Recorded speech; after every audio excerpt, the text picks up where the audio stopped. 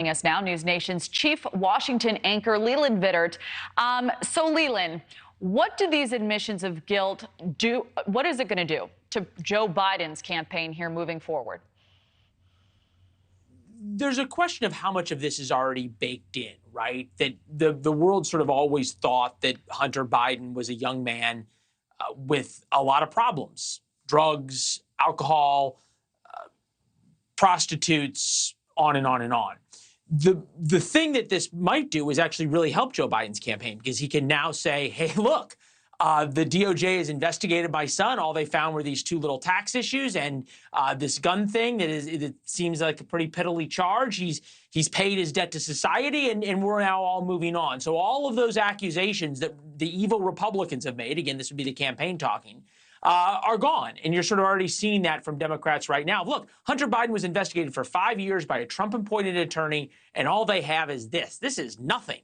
This exonerates the president. Now, Republicans will come back and say, oh, no, there's more to investigate, and the House Oversight Committee is doing that.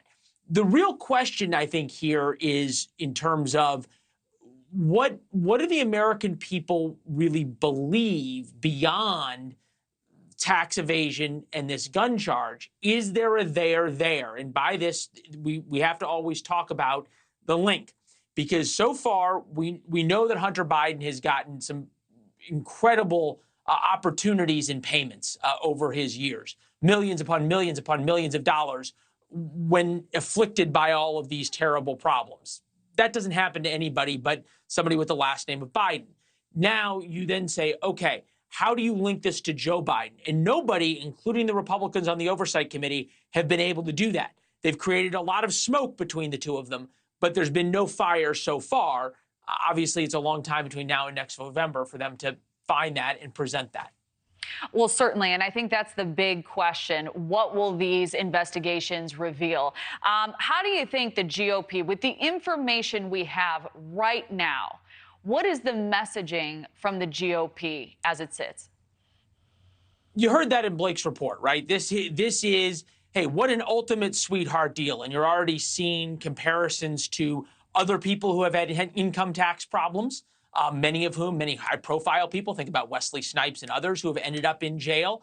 You're seeing comparisons to the percentage of people who are charged with a federal gun crime and then get probation. It's about 2.4%. So Hunter Biden's not in the 1%, but he's in the 2.4% of Americans who get charged with a federal gun crime and end up with probation. About 95% end up in jail. So big difference there. And that's what Republicans are going to be pointing to, is this is a sweetheart deal, number one. But number two, they're going to say there's been a 5-year investigation, and this is how the investigation ends.